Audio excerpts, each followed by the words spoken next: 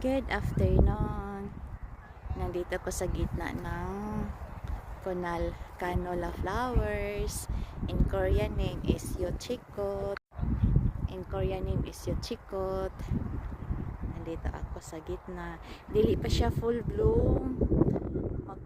Kulang pa siya sa pagbukhan ng iyang flowers. Balik ko diri pag okay na pag full bloom na siya yung flowers. Diba ang ganda, as in puruan. Ang problema ni kung may uod ni pag naman hindi manikit sa dami na yung sa gitna ng flowers. Ayan siya. Yeah.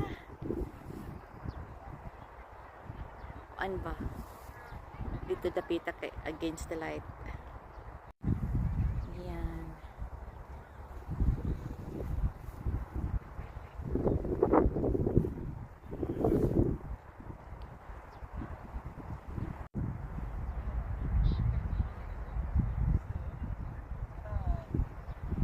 Di nakakasawa, no?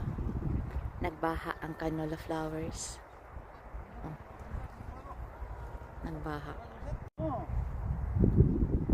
Nagbaha.